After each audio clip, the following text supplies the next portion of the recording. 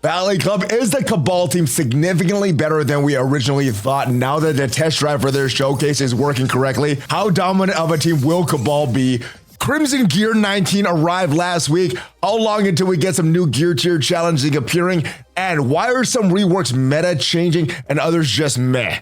We're going to discuss all of these topics and the rest of your mailbag questions because it is Mailbag Monday. And if you're ready for that, Valley Club, then you know what to do. Find that like button and let's go smash it. And yes, welcome back to the ValleyFlyin channel. I am ValleyFlyin. I hope you had a great weekend. Hope you're having a great day. In this video, we're discussing Crimson Gear 19. We're discussing the Cabal team. Why are some reworks better than others? And we're talking about some intricacies of the exposed mechanic and battlefield effects. But before we get to all that and the rest of your questions, if this is your first time here or you haven't done so already, hit that subscribe button for more great Marvel Strike Force content. At least 5 Marvel Strike Force videos per week on the channel, giving you everything to help your experience in Marvel Strike Force question and answer videos, news videos, gameplay videos. Let's get right into the game though and talk about this Cabal team and their showcase event. So in this Rise of Cabal showcase event test drive, this is where we're supposed to be able to see teams, test them out, see how good they are, see if this is a team for us. Well, missions 1, 2,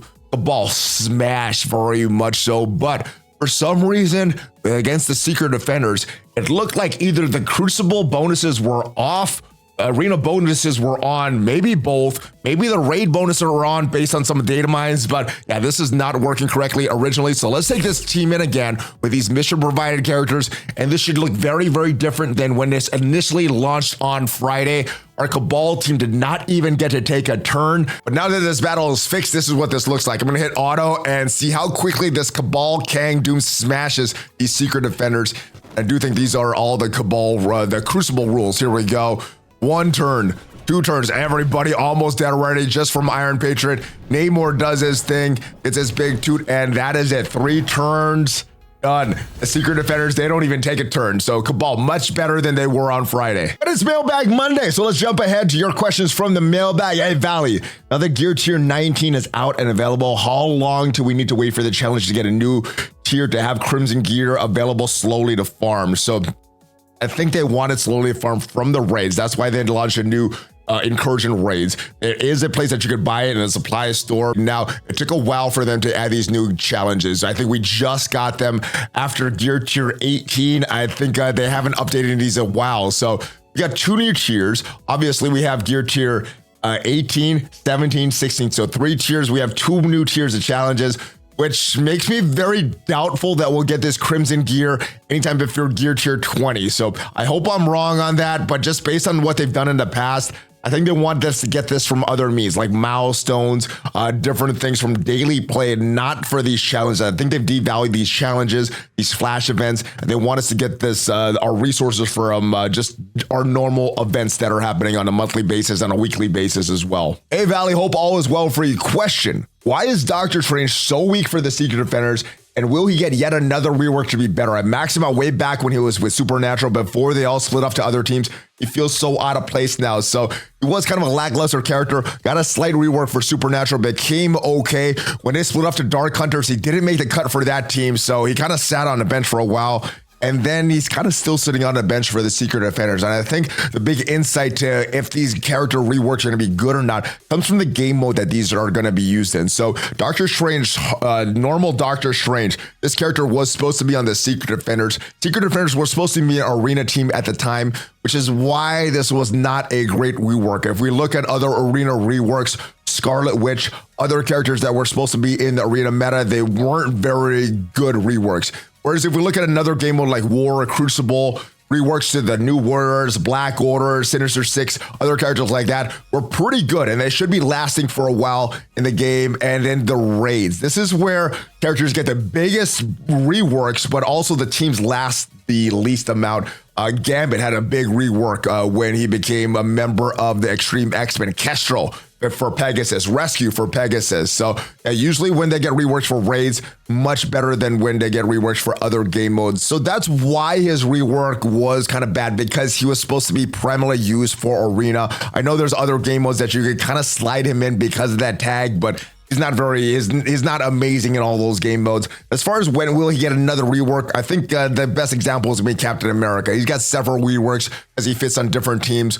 When will we get a Doctor Strange rework? I think it's depending on what kind of teams they're going to make. I know some people have wanted Blade to come to the game. I think it makes sense to get another rework around that time, or if he's got another movie in the MCU. So I think that's when we can expect this. But as far as when reworks are good and not, I hope that provides some insight. Hey, Valley, I really appreciate your more positive view. Your general lack of salt as a CC is refreshing, and you still call out the BS. Thank you for that. And I think that a lot of that just comes from being honest, right? When I'm having more fun in the game, I feel the devs are listening. I make content that's a little more positive because I'm generally enjoying myself. When I feel the devs aren't listening, when I feel the game's in a bad place, like I did around the time of the Age of Apocalypse a couple years ago, the content on the channel was a little bit more negative. And I think it's just coming from a place of honesty. And I think from a mental perspective, I think in general, being positive is a little easier in life rather than always being unhappy, always being negative. And so I try my best just to be happy. Now, I still do get frustrated with Marvel Strike Force. I think a lot of that comes from passion,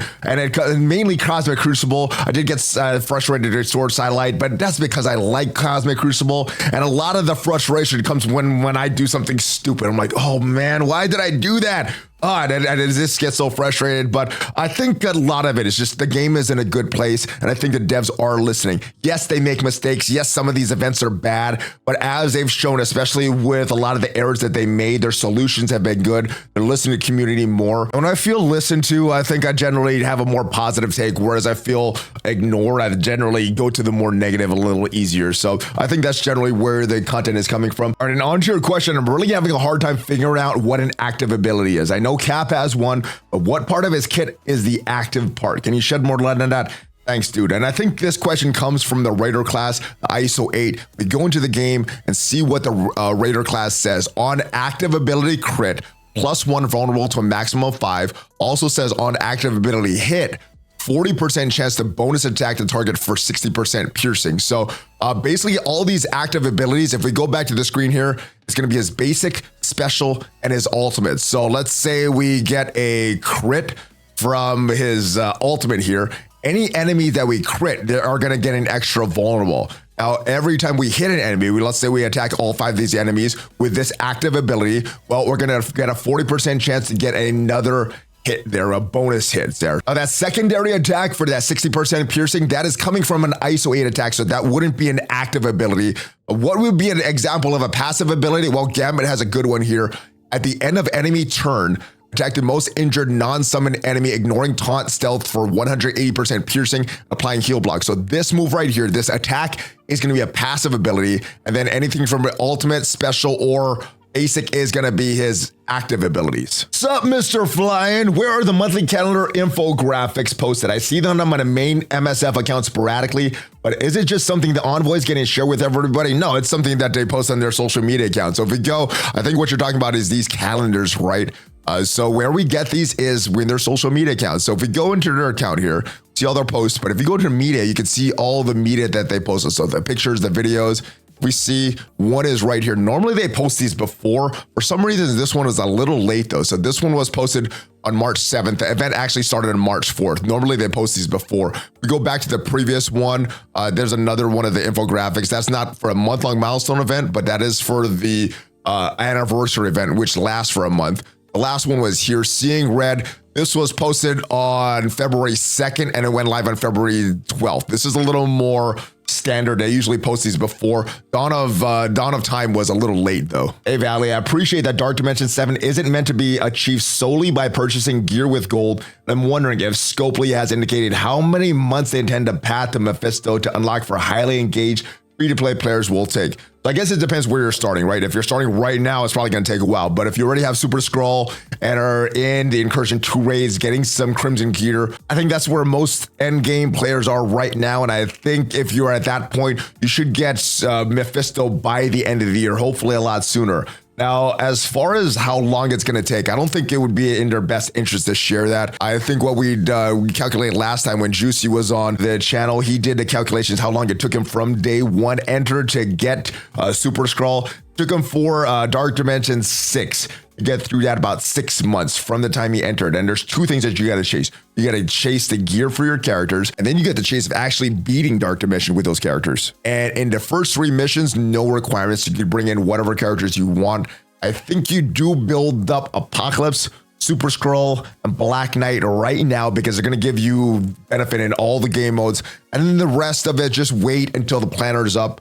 But I think it should, if we are basing it on how long it took to get through Dark Dimension 6, I'm going to say 6 months from the time that you get it. Now, the time that, how long is it going to take to get in, that's another story. And I guess that will depend on where you're at with your raids, how much you're spending on gold, on Gear 19 pieces in the supply stop and everything like that. But I'd say most players, especially if you're end game right now, should get Mephisto by the end of the year, hopefully before October, November timeframe. Hey, Valley, hope you have a great week.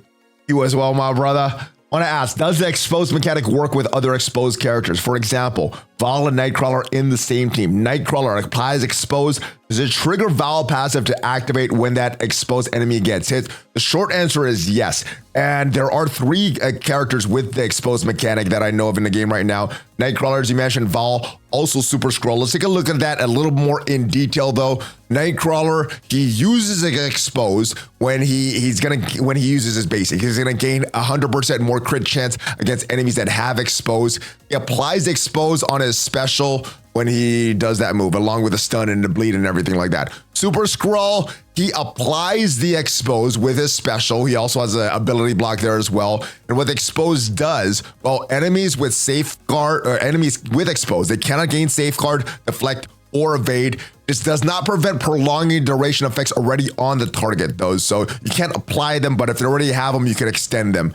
Once per turn, when an enemy with exposed is attacked, this character attacks all enemies for 5% of this character's max health and buries this character for 5% of this character's max health. And last but not least is Val. She applies it a few different ways. In the raids and Dark Dimensions, she applies expose with her basic. Outside of that, she applies expose with her special.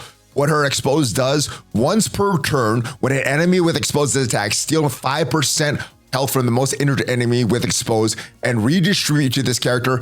Fill speed bar for this character by 10%, clear negative effect from this character, generate an ability energy from this character. That is going to be the easy to see when we do this test.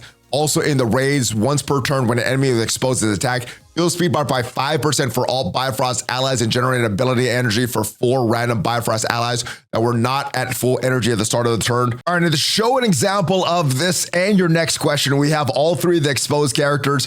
Nightcrawler, Val, Super Scroll on this, and then Red Hulk and Green Hulk for the next part of your question. But we watched the first part of this video. This is Dark Dimension 5. We start off with the special for Nightcrawler, puts the exposed onto Bishop, chains down, and then their next move is from Super Scroll. We use the basic on here, hitting the character with exposed, and this should trigger the passive for Super Scroll. This should also trigger the passive for Val. As we look, gets the hit there on Bishop, chains down, it's Beast, it's Silver Surfer, goes all the way down to Psylocke, and as we look there, there's that big AoE attack that he did. Not a big AoE attack, but the AoE attack, 5% health, and then so that triggered the passive there, and there's Relic Keeper for Val, and there is her ability energy. So like I said, yes, it applies to all of them, and there is the footage to prove it. Next part of your question, Red Hulk battlefield effects in Dark Dimension 6. Will it spread to the new wave of spawn to be effective? So not just Dark Dimension 6, but whatever mode you're using him that has multiple waves, this is what it will look like. Let's go back to the same battle from Dark Dimension 5, and Red Hulk will use his ultimate. It applies the battlefield effects.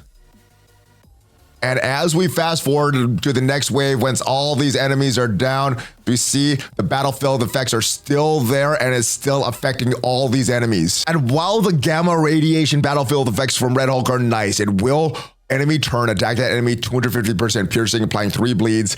It's unavoidable, and it cannot be cleared until the next match. It's a nice battlefield effect. I think a lot of people think the battlefield effect is stronger than it is because his ultimate is so strong. Big AoE attack, 450% damage, flipping positive effects and negative effects, 2 trauma, 2 heal blocks, extra focus for the attack, ignoring defense up. So yes, while the battlefield effects will last, a big thing really is the ultimate. Battlefield effects is good, but the ultimate is the real strong move here. And thanks again to everybody that left a question for the mailbag. Once again, if you want to get one of your questions featured on one of these mailbag videos, make sure you join the Discord. The link is down below. Go to the mailbag channel question and ask your question there. If you did enjoy this video, it provided some value, leave it a like. It is free for you and it tremendously helps out the channel. And if you want to check out what are the best characters farmed right now in Marvel Strike Force, check out the video up there and I'll see you guys next time. Have a great rest of your day. Og fist bump, ValleyFlyin, out.